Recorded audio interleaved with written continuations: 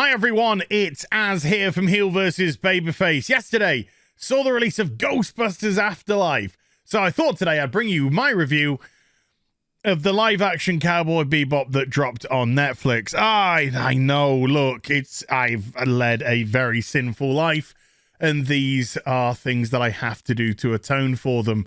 Now then, oh boy, this show has had a pretty rough start, even before it was released. We saw when they were trying to show off the cast and the costumes, we saw ideological changes. We saw that Jet Black had been race changed. We saw that Faye Valentine's costume had been completely reworked as not to attract the male gaze, the evil male gaze, even though there are tits in this show. And yes, we just got... was it Danielle Pineda? Is that the actress who plays Faye Valentine? She decided to release a couple of Instagram videos attacking the fans for giving their opinion on the costumes, which is a wise idea. You know, when you're taking on an iconic anime that is beloved and has been beloved for over 2 decades, and you want to attack that audience because you, as a collective, decided to change aspects of it and not necessarily for the better. Yeah. You shower yourself in that glory. Needless to say, she didn't get a great reaction, but has been quiet ever since. They've released some little trailers hither and dither. I didn't personally think too much of them. And then on Twitter the other day, before the release of the series, they kind of gave away almost the sequence of what turns out to be one of the final scenes of the final episode. Very, very bizarre. So this show had a lot of expectations, a lot to live up to. And I say expectations based off the anime, not off people's expectations. We'd already seen Netflix's version of Death Note, and that was a complete and utter joke and a disaster. And one of the reasons why I think they get this way is and this will probably come back later in the video as well, the people that write these, they're just simply not good enough. There's a reason why anime like Death Note and Cowboy Bebop and One Piece and all this kind of stuff, there's one reason why they're so beloved, and that's because they're so well written. And so when a Western company tries to tackle this Eastern property, there seems to be a vanity that they can do better. We can add to this and make it better. We can flesh this out or that out, and it'll make it better. And that's not the case. Sometimes less is more. And each episode of Cowboy Bebop was just around the 20-minute mark, or just over 20 minutes. It wasn't that long at all.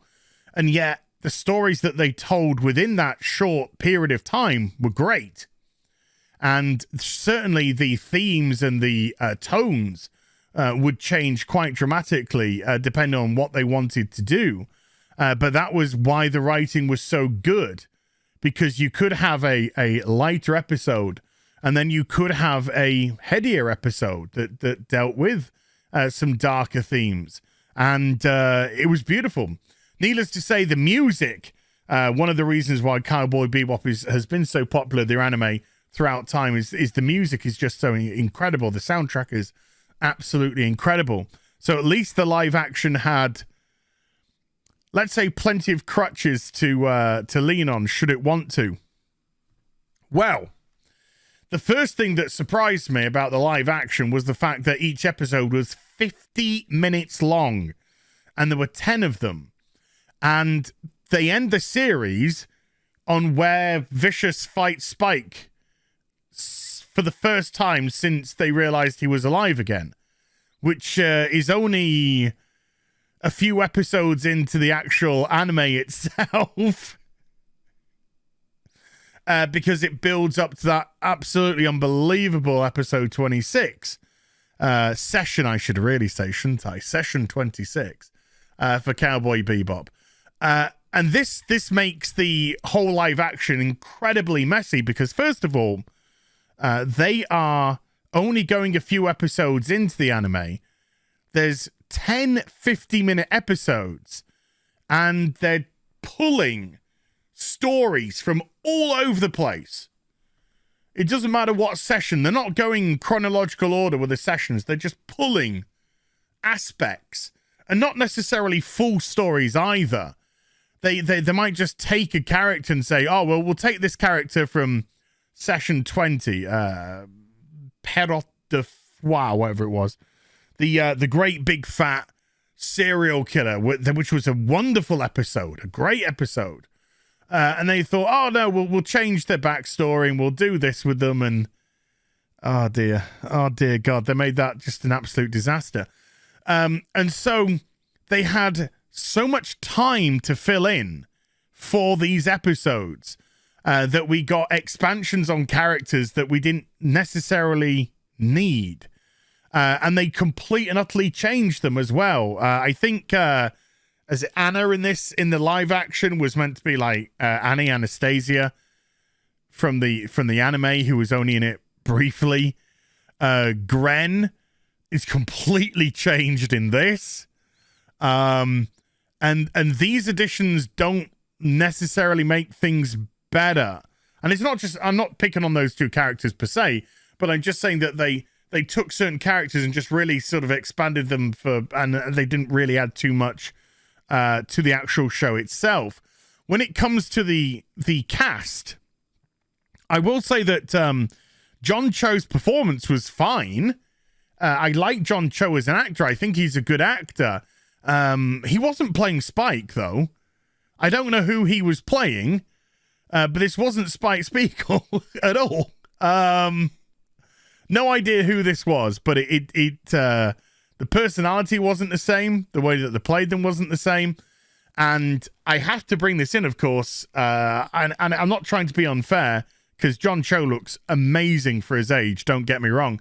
But Spike's meant to be 26, 27 years old. And John Cho's 49. He doesn't look 49, but he is 49. And so that sort of changed to me, it sort of changed things quite dramatically when you see that Spike in action. The Mustafa somebody played Jet Black. I thought they were good. I actually thought they were good. I thought they played Jet as close to the anime as anyone did. You know, I thought they were closest in their portrayal of Jet. So I think that was a pretty decent performance. But they gave him an ex-wife, and they gave him an 8-year-old child, and they did some stories with the child, and again, didn't give a fuck. They just didn't add anything to the show. They didn't add any gravitas. They didn't add any depth to me. They didn't add any interest or nothing. Just it felt like filler, felt like padding. And when you're trying to do 10 50-minute episodes, that's what you do.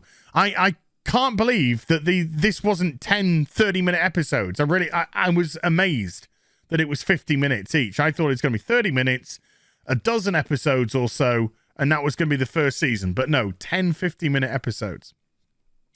Daniela Pineda, maybe, who played Faye Valentine, was complete garbage. Absolute fucking garbage. Her performance was dreadful. This wasn't Faye Valentine in the slightest. I don't know who this character was. They didn't resemble Faye. They didn't act like Faye. They were just so fucking obnoxious and annoying that every time they weren't in the scene, it was a good day. It was a good time. And for some reason, well, I say for some reason, it's 2021. This Faye is gay. So they gayed up Faye. So fake Faye gay. Just trying to get things to rhyme a little bit. I don't know why they did that. It didn't bring anything to the story. It didn't add anything to the character whatsoever. and it was done in a really sort of unnatural way as well. There was just an engineer, a female engineer working on the Bebop, and then Faye comes in when everyone's away, and she's kind of like, ooh, I fancy a bit of you, and then the fucking. And then they talk about orgasms for a bit. And then she leaves at the end of the episode. And then the next episode starts off with Faye talking about how super gay she is. So you know, you gotta ram that in. You gotta ram that into your 2021 ideology, because that's where we are now. But no, dreadful character, very badly written and badly acted. So that's a great one all round. Vicious. Oh dear me. Vicious. I knew. I know what the actor I think was trying to do. I think they were trying to portray the character in more of an anime way, trying to make them more expressive and maniacal and whatnot. But again, Vicious is a character that is very sparingly used in Cowboy Bebop, so that when they're there, their presence has weight to it. But Vicious is in virtually every episode, if not every episode, of the show. And they essentially cuck him. They make this character weak and feeble. No, not feeble, but make him weak and cowardly and you know, it's just taken away from what you saw in the anime itself. Which brings us to a surprise character. I say surprise because they're in it for about 2 minutes in the anime. Julia, who is, you know, the love of Spike's life. She's now a reoccurring character in this, who's married to Vicious and believes Spike to be dead. Not Cunning and Fearless. Believes Spike to be dead. And it's so dumb. It's so dumb because they take this character and they put her above, because it's 2021, they elevate her above Spike and Vicious. So at the end of the series, she shoots Vicious to get him off Spike, and then it's her that shoots Spike out of this window. And she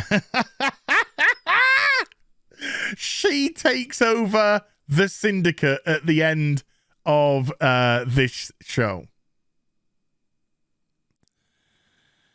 Because it's 2021, did that subvert your expectations? No, of course it fucking didn't. Everyone expects this shit.